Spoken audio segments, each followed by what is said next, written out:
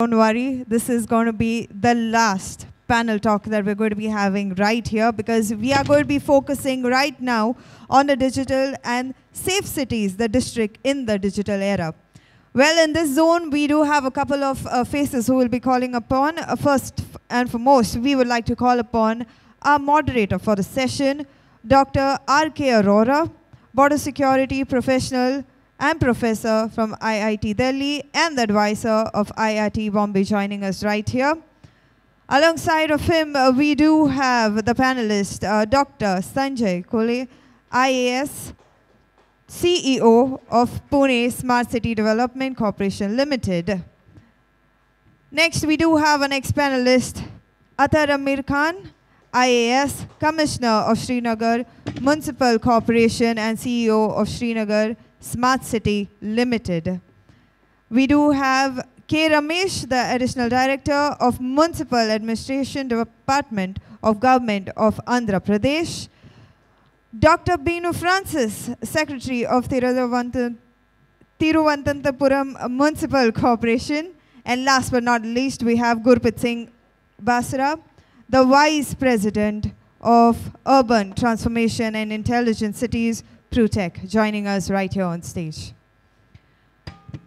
Well, ladies and gentlemen, here comes the final session that we have in town right here, the fourth panel discussion, Digital and Safe Cities, Districts in the Digital Era. And our very own moderator that we have in-house, Dr. R.K. Arora. So let's have you taking it away. Hi, good afternoon, everyone. I think everybody must be feeling a bit sleepy, tired. It's a long day, but don't worry, this is a small, quick, and last session. We are having a very good esteemed speakers from various parts of the country. Dr. Sanjay Kolte, Mr. Athar Amir Khan from Srinagar, Mr. K. Ramesh, Dr. Binu Francis, and Mr. Sudeep Narayan Das from the industry. So,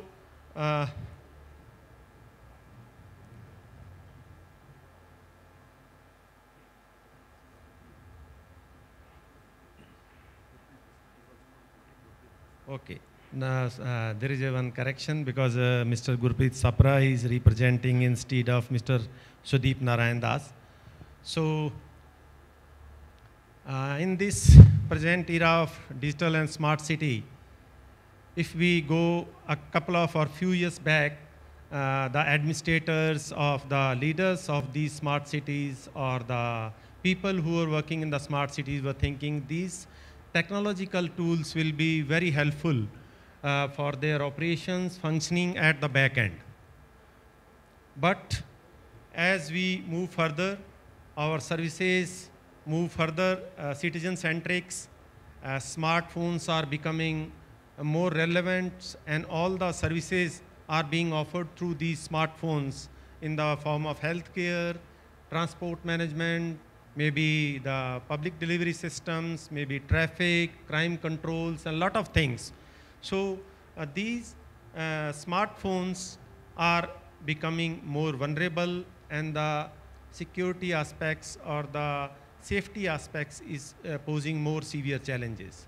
So today we are having peoples who are actually facing these sort of challenges on the ground, and they are feeling the true situation on the ground. There are people from the industry who knows what type of solution they are offering and what type of further improvement can lead to successful implementation of these technological solutions. So let's start from first with Mr. Athar Amir Khan. If you can explain us briefly how this technological solutions or tools are being used in the Srinagar area, and what sort of security challenges they are posing, and what sort of remedial measures you are taking on these. First of all, a very good evening to everyone. I must say, before the start of this panel discussion, the way Kerala has been doing things, and it was really insightful, and I would really express my gratitude to Respected Sir for giving us this insight. Rightly so, the way digital technologies have taken over now. The way public service delivery has, the modus operandi of service delivery is online, it's through digital media. Again, the challenges have increased. I'll just give a little brief about what we are doing in Srinagar and what kind of challenges we are facing. As we all know that like every smart city, there's something called as an integrated command and control center, which is being developed across all the 100 cities. So Srinagar also has one ICCC, which is among the largest in the country in terms of its volume, capacities, etc., etc. So that's one part of what we have done. We have built one state-of-the-art integrated command and control center. Again, the idea was that this should act as single point or single, I would say, an umbrella structure in which all the IT interventions, whether they belong to a municipal corporation, whether they belong to any other revenue department or education department, all of them get tied up at one place. So that's something which we have put in place. Again, in a place like Srinagar, we are in a seismic zone 4. We are vulnerable to floods. We are vulnerable to sometimes a number of other natural calamities. The disaster management point of the disaster management part is something which we have really worked on.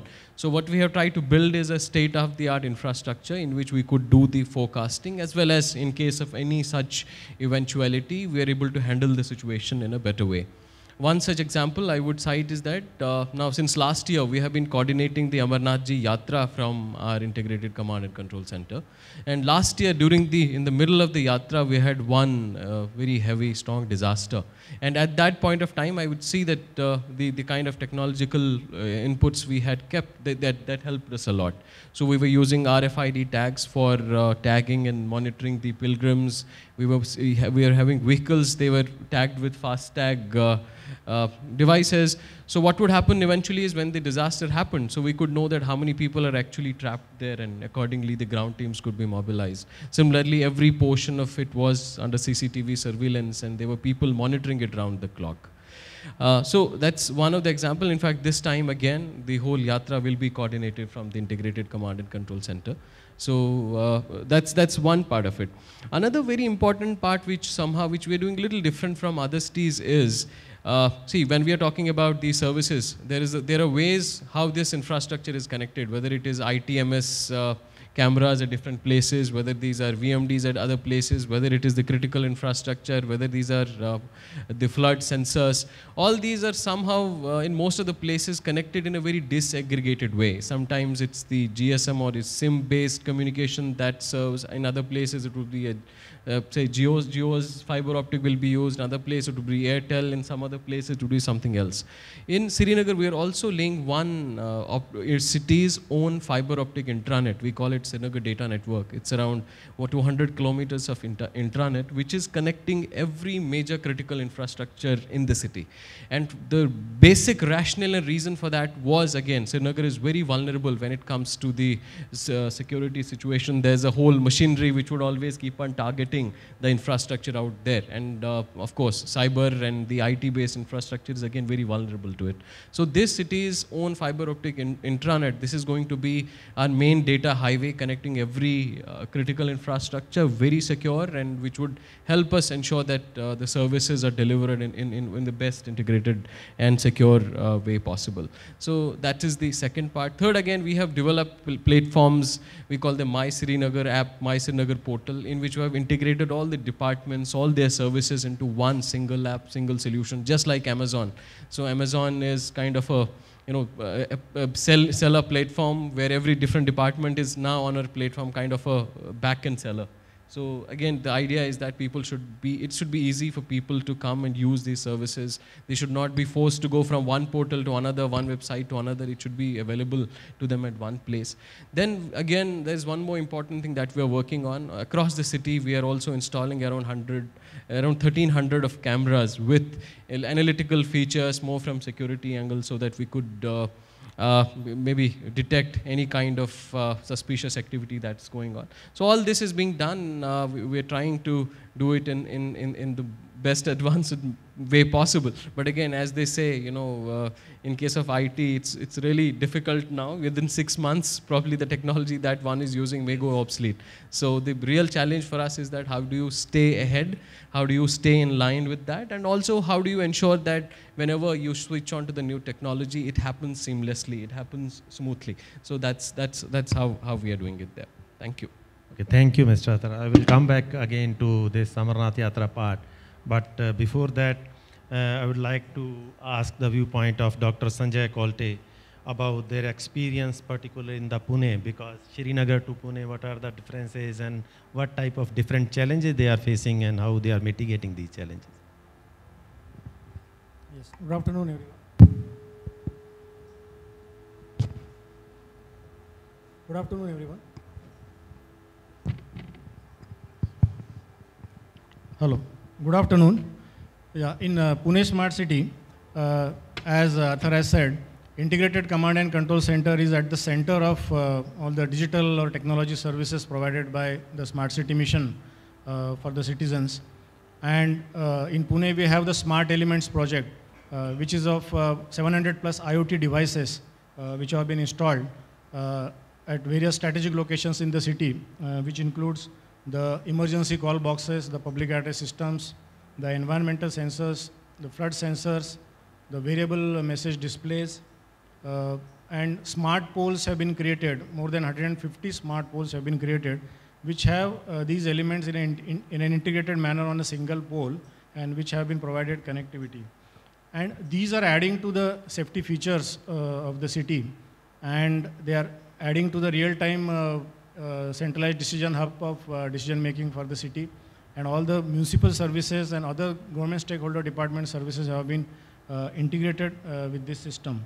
So this system has to be very safe, and right from the initiation of the Smart City mission, we have adopted a method of, we are fortunate to have agency like STQC, which is providing us the quality certification, and the standardization of the processes is done by STQC.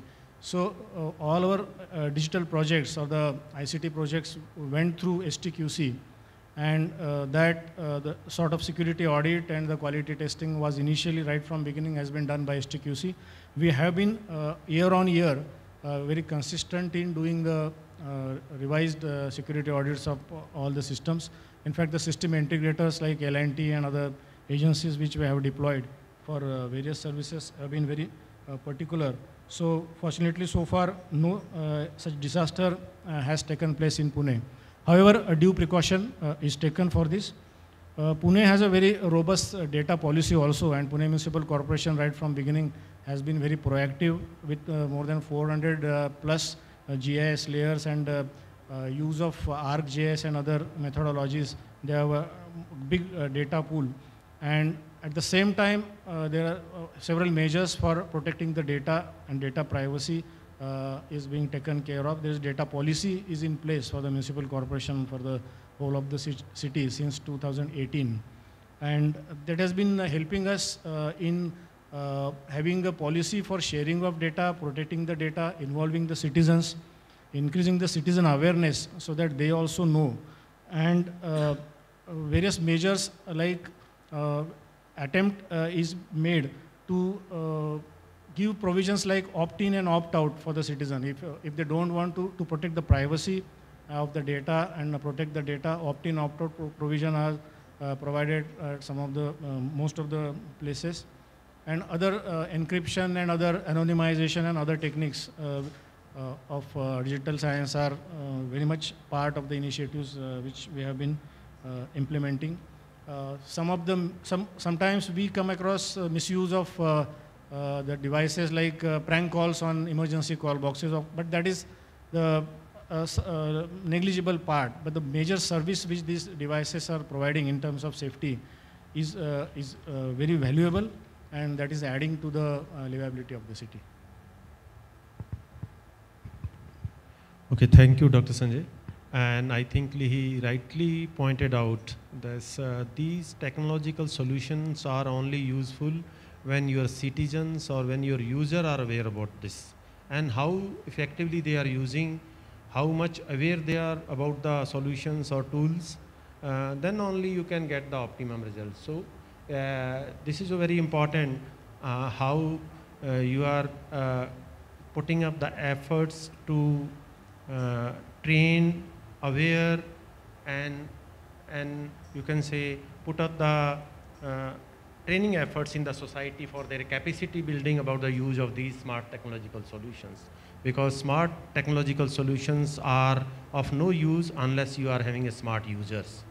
So now we will move towards our industry partner, and I will like to request Mr. Gurpreet if he can throw some light on the risk assessment of the smart city tools and the technologies which are being used, and what are the modern existing systems are there in place which can help these practitioners on the ground to mitigate these risks.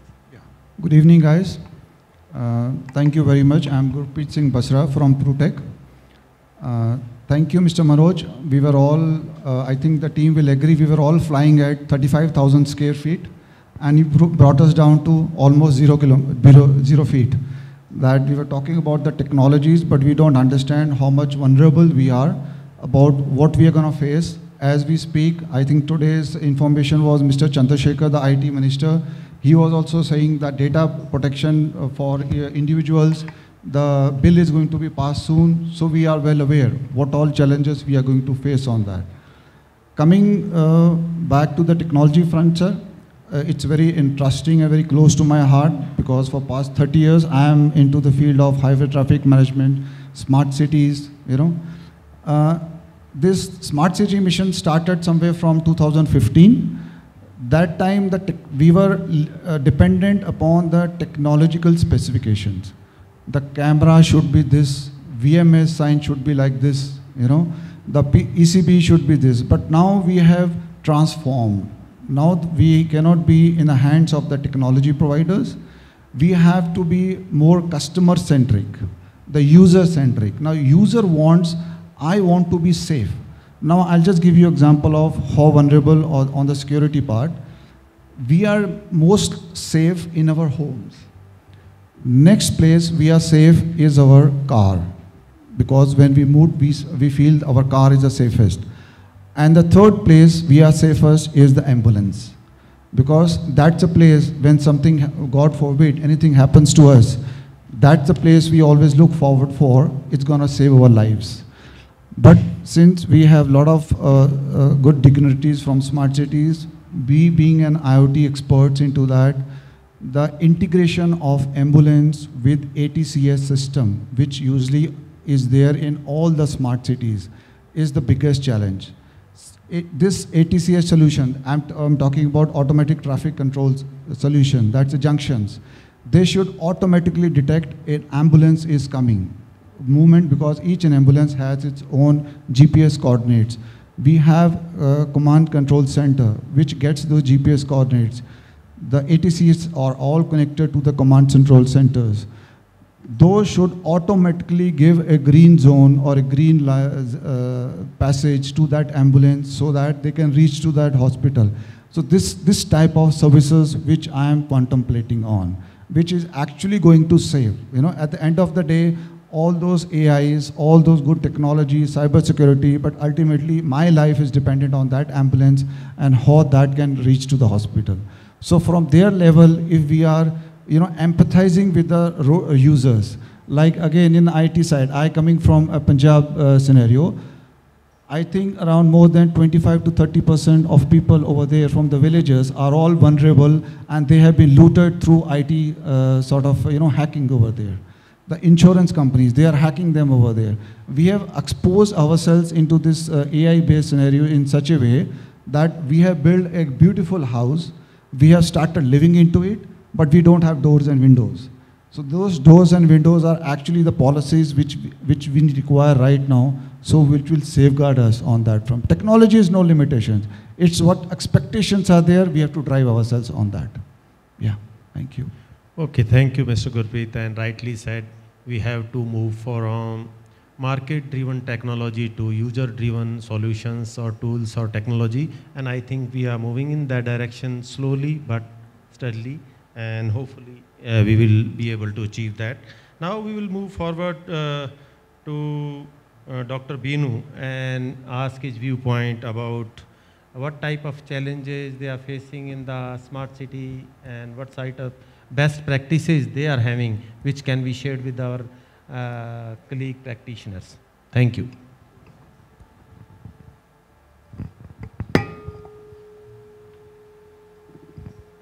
Well, thank you. Good evening to all. See, we have industry people, policy bosses, and the real implementing agencies. Of course, in the ground level, in the government field, the local bodies, village office, police, these are the real implementers.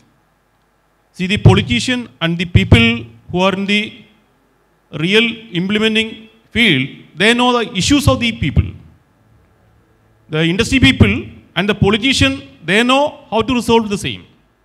The beauty of this democracy is the combination of these two. That's the industry, policy makers, and the real implementers. So this e-governance or the intervention of the IT governance is happening in that way, which will of course give some kind of beauty to the e-governance or the governance field. I am representing urban local body in Trivandrum Corporation. So we have some real story.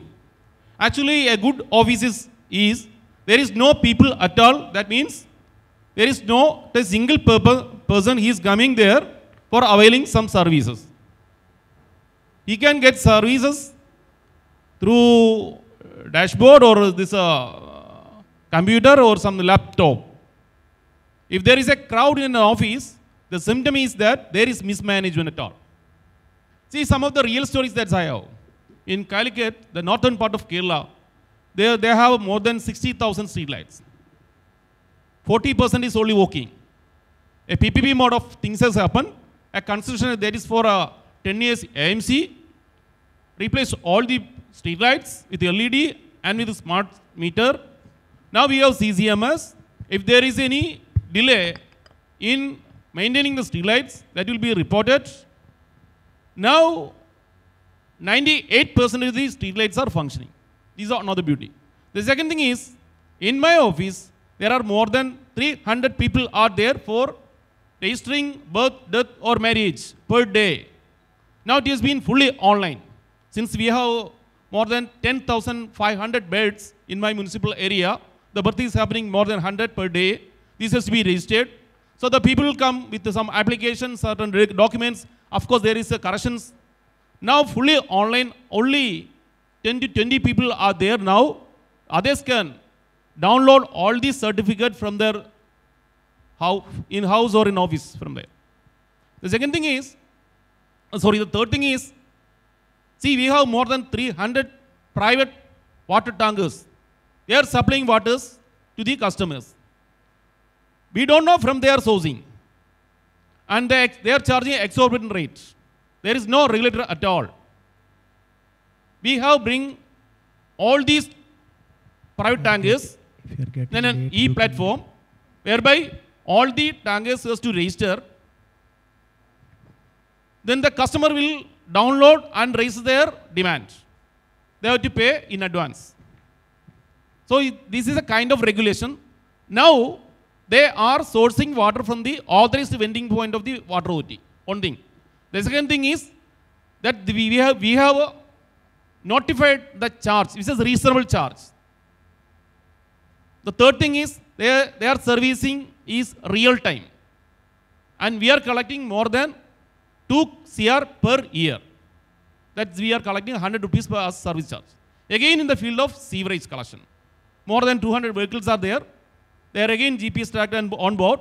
On demand, the vehicle will go and collect the same and will dispose in the STP only. Again, we are collecting more than 4 lakhs.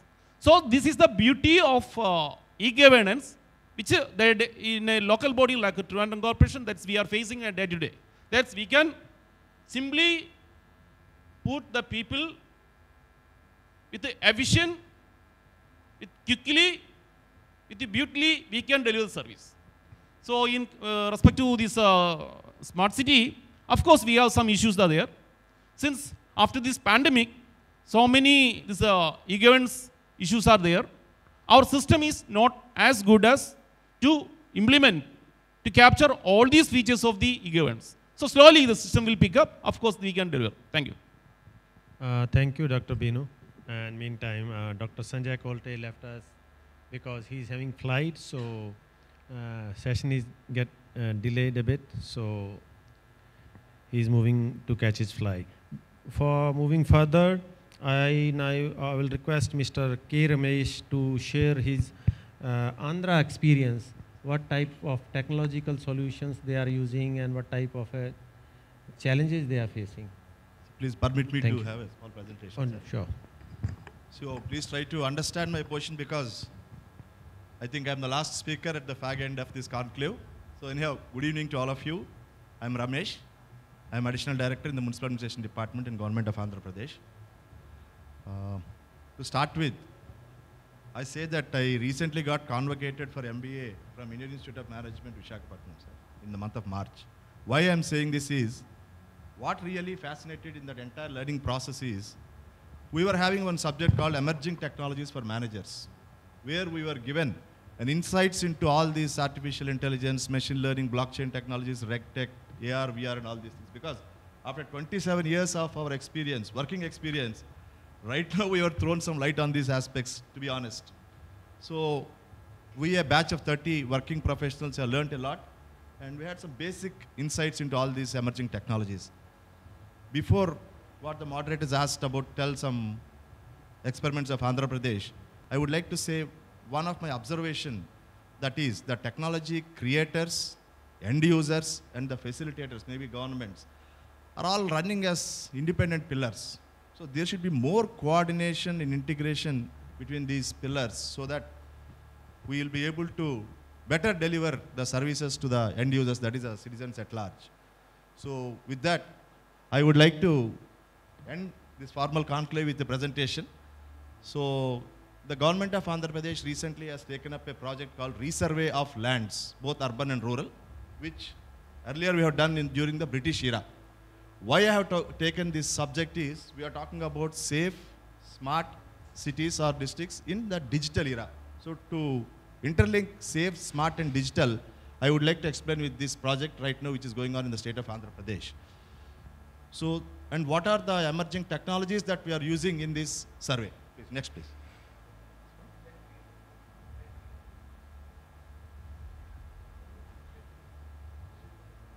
Okay. Yeah, this is what the project is, 𝕯𝖎𝑠𝑟 𝕮𝑔𝑎ℎ 𝕮𝑔𝑡 మరియు భూరక్ష పథకం. That is, after resurveying, we have to provide a rightful record for the owner, and also to deal with the encroachments and all these aspects, because the cities now have become vulnerable to law and order problems, and the community at large is not at peace because of the neighboring disputes with their neighbors every day in and day out.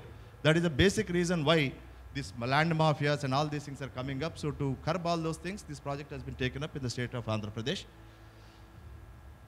So to create accurate property records, reduce property-related disputes, because some of the projects, major projects, have been held up in between because of disputes or litigation. So this is the solution for this. And enhancing financial stability also, because if the land ownership is right, automatically that land values will go up. And of course, the GIS database creation for better planning and decision making for urban planning. These are the technologies that we are using, that is global positioning system, remote sensing, unmanned aerial vehicles, that is drones, image processing, and geographical information system. So I don't want to go into those details because I know your mood now.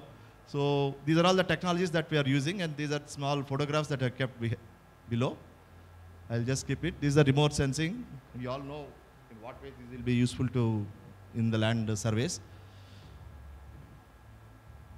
This is through drones, what we can do in this survey. And this is through image processing. And this is through GIS. We have encountered many challenges while doing this project, sir, because, for example, as government machinery, we are not well adapted with the technologies. So we have to depend on the private partners for this flying of drones, for this ORI images to be processed, and quality labs has to be established for accuracies. So there was a partnership between private agencies and the government in taking up this project. So these are just a few presentations that earlier we used to have maps like this. Now we will have maps all with geo coordinates with 100% accuracy. I can say that. So that there is no dispute as to who the owner is. And this is earlier we used to depend on these coordinates for stones, looking for stones which are planted 100 years back. We don't know how many times that have been changed. But now we are using rovers for 100% accuracy for these coordinates. And of course, these are the transformation FMBs to LPMs. And earlier we used to have records like this, and we all know practically how many times they have been tampered. So now we'll have QR code based record so that they cannot change it. We will also using blockchain technologies here so that no one can change it anytime. So these technologies help us for better service delivery and also improve citizens' confidence in the governance. So these are all the advantages that I already mentioned. So this is all from my side. Thank you all for hearing patiently at the end of the day. Thank you, Mr. K. Ramesh. Now again back to Mr. Athar about the Amarnath Yatra. As you all are aware that Amarnath Yatra is very important national event which is being held annually. Unfortunately, last year we had a very sad incident, tragic incident due to natural calamities, and civil administration had a lot of problem, challenges to rescue people, identify them, and there are some other issues. So keeping in view that experience in mind, what type of new technological you are experimenting this year, how you are visualizing how we can improve this type of annual programs being held all over the India or pan-India, which can be helpful, and what are the lessons learned from those incidents? I'll quickly, because we're lacking the time.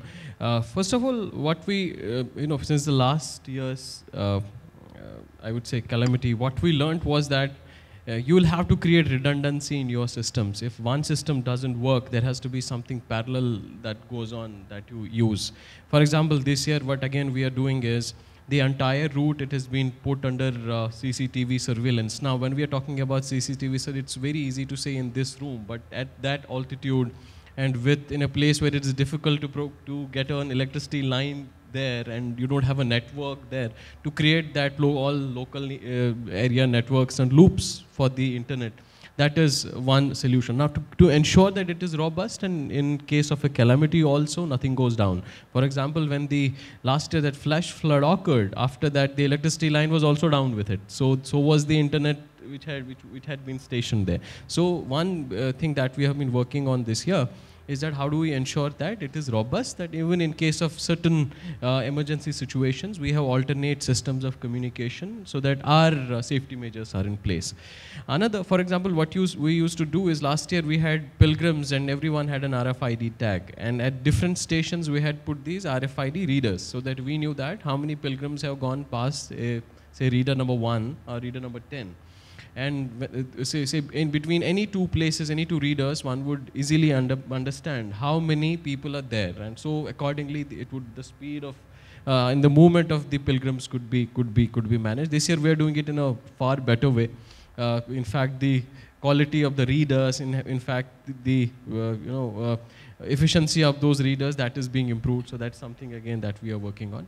Plus, last year it worked pretty well with us. The ICCC gives this opportunity for us to have all the people from every department sitting at one place. So there are people from Med Department, there are people from Police, there are people from Health Department, there are people from say Revenue Department, there are people from Shrine Board, there are people from every department. Now when one thing is being monitored by so many people, the coordination issue gets tackled quickly. That's again something which we are increasing. So my sense is that broadly these systems, iteratively over the years, they become better.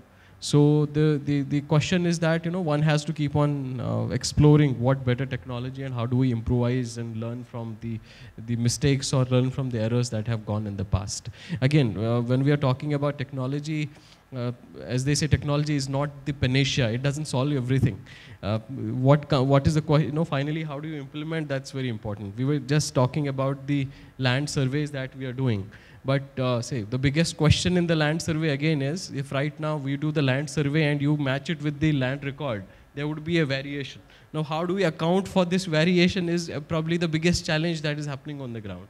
So I would say that it's very important that one has to keep both things quite closely coordinated, the technology part of it and the real, I would say the physical part of it as well. Thank you.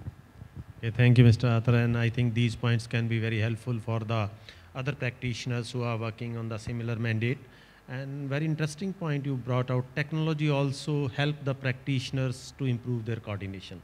That's a very important thing which can be useful for the better results and better outcomes. Thank you all the panelists. Now I would like to ask audience if they have any query or questions from our panelists. No? We are very late. Okay, thank you very much. And please give a big round of applause to our panelists for this very nice celebratory session. Thank you. Well, thank you to each and every panelist member right here. It's indeed an honor to have you all speak on such a variant topic right there. But for now, we would like to call upon Sudeep Narayan Das-ji, the Vice President Sales from PruTech, to join us right here. Well, sir, we would like you to give away the memento. First and foremost, the moderator who is in house, Dr. R.K. Arora, border security professional and professor, IIT Delhi, and advisor of IIT Bombay.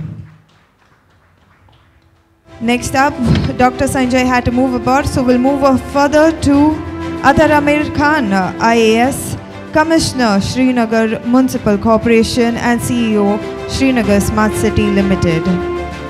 Up next, we would like to call the next panelist, K. Ramesh, sir, Additional Director, Municipal Administration, Department, Government of Andhra Pradesh. Dr. Binu Francis, the Secretary of Thiruvananthapuram Municipal Corporation, right there. And lastly, we have Gurpreet Singh, sir, joining us, the Vice President of Urban Transformation and Intelligent City of PruTech. Gentlemen, let's have you coming a little bit closer for a photograph, please, with a broad smile. This was panel number 4, Digital and Safe Cities Districts in the Digital Era. Please put your hands together for them.